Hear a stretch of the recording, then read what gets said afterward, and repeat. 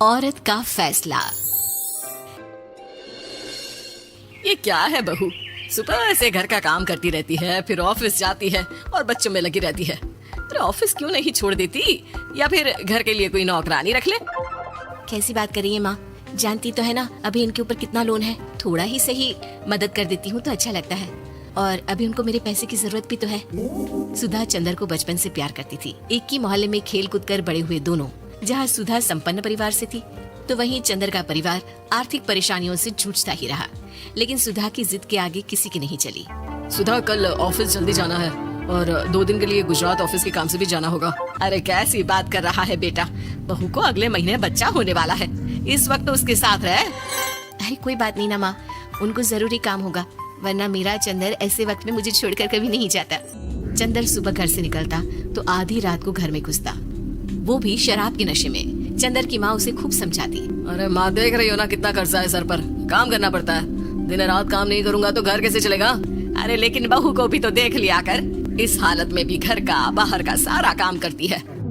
चंदर तो जैसे माँ की बात सुनकर भी अनसुना कर देता है। ऑफिस के बाद चंदर का फोन माँ के पास आता है। माँ, वो ऑफिस के काम से आज रात के लिए पास के शहर के ऑफिस जाना पड़ रहा है, कल सुबह आ जाऊंगा।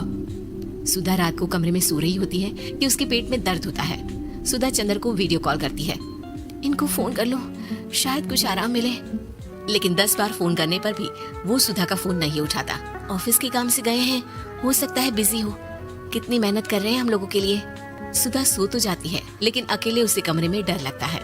अगले रोज चंदर घर आता है, जहाँ सुधा ऑफिस जाने के लिए तैयार हो रही थी। तुम आज भी ऑफिस जाओगी? कल रात भर तो ड्यूटी की है, थक जाओगे, छुट्टी ले लो ना।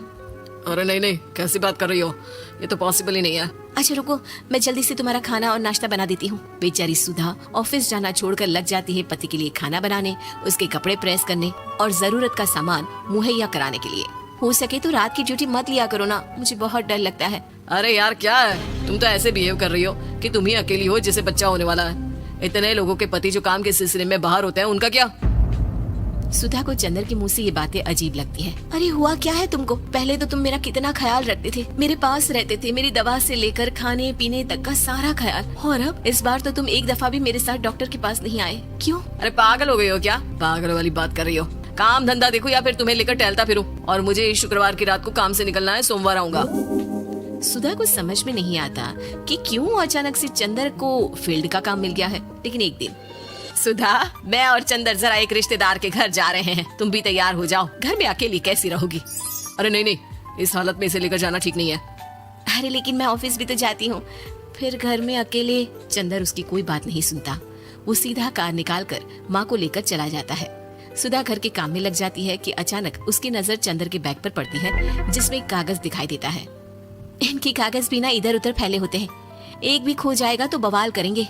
लेकिन जैसे ही सुधा वो कागज खोलकर देखती है तो वो सदमे में आ जाती है। दरअसल वो कागज नहीं, बल्कि चंदर और उसके ऑफिस में काम करने वाली लड़की चांदनी की गोवा की टिकट होती है। सुधा चंदर के बैग को खोलकर देखती है तो उसे होटल के बिल से लेकर महंगे गिफ्ट्स और दूसरे शहरों के टिकट मिलते हैं। सुधा को समझते देर नहीं लगती कि उसका पति किसी और लड़की के साथ है। चंदर के आने पर सुधा उससे बात करती है। अरे नहीं नहीं, ऐसा कुछ नहीं है, तुमको गलत फहमी हो गई है। लेकिन जब सुधा के सवाल तीखे हो जाते हैं तो चंदर को अपनी गलती माननी पड़ती है और वो सुधा से माफी मांग लेता है। सुधा फैसला कर लेती है कि वो चंदर को छोड़ देगी। बच्चे और सामान को लेकर वो घर से निकल ही रही होती है कि सास उसे रोकती है। कहाँ जाएगी बेटा, रुक जा। चंदर को सुधा का जाना खल नहीं रहा था। वो झूठे मुंह भी उसे रोकने की कोशिश ही नहीं कर रहा था। सुधा चंदर को देखती है और मायके चली जाती है। मायके में माँ कहती है, अरे ऐसे कैसे घर छोड़कर आ गई? कौन सा चंदर तुझे छोड़ रहा था? माफी तो मांग ली थी ना। देखो बेटा, बेटी डोली में जाती है और अर्थी में ही निकलती है। पर पापा, मेरा आत्मसम्मान, उसका क्या? आपने मुझे पढ़ाया लिखाया है, इस लायक बनाया कि मैं खुद का खर्चा उठा सकूं, बेटी को पढ़ा सकूं, एक अच्छा जीवन पाऊं। अरे लेकिन पति की जरूरत तो होती है ना सुधा दीदी, और अगर आपको नहीं है तो इस बच्ची का सोचो जो अपने पिता से इस कदर जुड़ी है। आने वाले बच्चे की सोचो जिसके आने से पहले ही आपने पिता का प्यार से दूर करने की सोच ली। सुधा फोन देखती है, लेकिन चंदर का कोई कॉल नहीं होता। वो समझ नहीं पाती कि अपने आत्मसम्मान के बारे में सोचे या बच्चों के बारे में।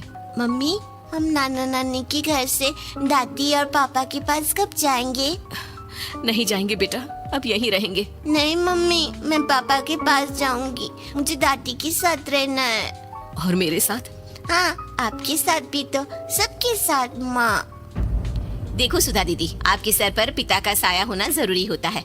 अपने घमंड के लिए पिता और बेटी को अलग मत करो। सुधा अब सामान उठाकर अपने ससुराल जाने लगती है, लेकिन मन में सवाल रह जाता है कि जिसे दुनिया घमंड समझ रही है वो उसका आत्मसम्मान था।